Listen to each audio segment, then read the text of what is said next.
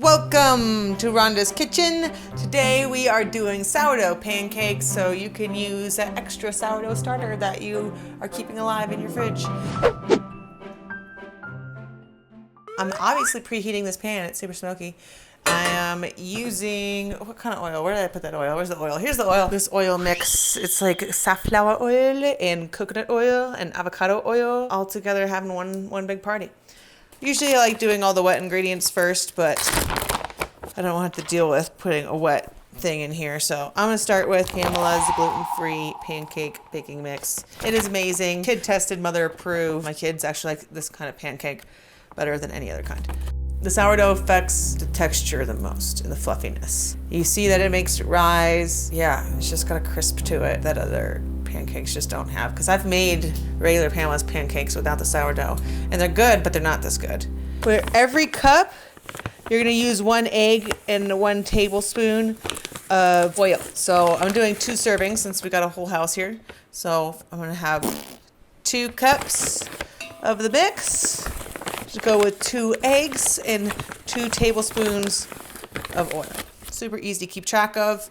And I also like to use a half a cup of starter for every serving, so this is going to be a full cup. Oh yeah, I might need a little spreader, dude.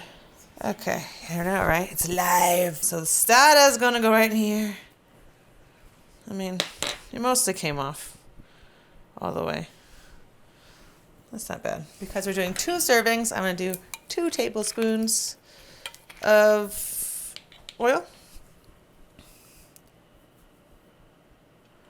1, 2.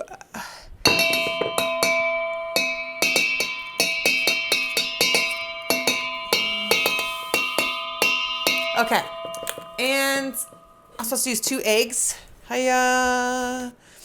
And I got a way for you to know whether or not you have too much water. Trav's dad taught him that if you pull the mix out and you see it like blends right in, it doesn't like leave a mark on top, that means it's ready. See, it just kind of disappears. If you like a thicker pancake, go thicker. If you like a thinner pancake, go thinner. But this has always kind of been the sweet spot for us. It just disappears. I would recommend you really well preheat your pan. The more oil you add, the crispier the pancake will be, but also the unhealthier it'll be. So, just a little bit of oil. Usually the first pancake is a burner, but I have a good feeling about this. So you have your plate ready. Pancakes are best enjoyed fresh off of the pan. So let's see how it goes. Now you can tell when it's ready. Oh, this is a hot pan. When the outside of it was bubbling all the way through, and when the outside of it is kind of like not so doughy. So the inside can be doughy, but if it's enough, you can kind of, I probably should turn this down. It's probably a little too hot. It's still kind of sticking to it a little bit.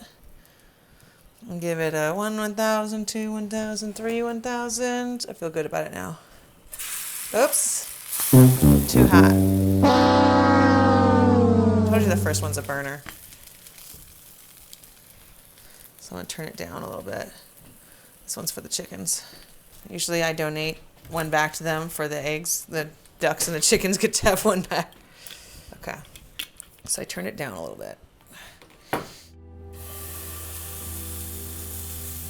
We'll find the sweet spot as we go. Usually pancakes get better as you go along for this exact reason.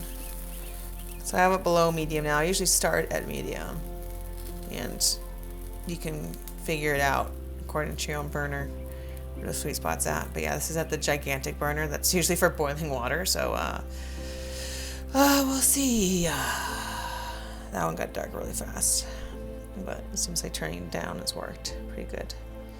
Okay. Still a little sticky.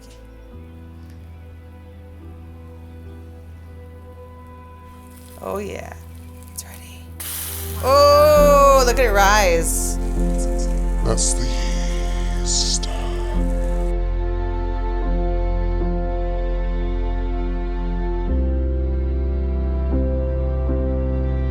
I do touch touch it just to make sure, because it's kind of like the only way to know is to touch it. Let's just assume that it's baking off other germs. Okay, I feel good about it. Hiya. First taste test. Oh boy. Alright, I'm gonna put maple on it. Put maple on the first one, and then we'll put some Lorraine jams on it. I think this one's ready to flip. Oh yeah. This is good. Look at it rise. It's what makes a sourdough pancake special. They do rise. This is like the pancakes you get at restaurants. Dude, these are literally the best pancakes I ever had in my life. This is the first thing I cooked for my family when I first started cooking for them was pancakes on Sunday. I would cook them pancakes on Sunday, and then it extended to being every meal. But this is the first meal that I ever cooked for anyone, and it was for Trav and the boys. The last pancake is always so spread out in the bowl that you really can't scoop it with your little measuring cup. So I always pour it all out. It always is the biggest pancake. I usually end up with the big pancake because everybody else has been eating them right off the pan. And it usually takes 2 hands, and it often doesn't turn out the best because I just can't handle all that cake. But this is the big pancake at the end. All right. It's time. Holy shit. All right. So impressive. You have a big spatula, though. I feel good about this.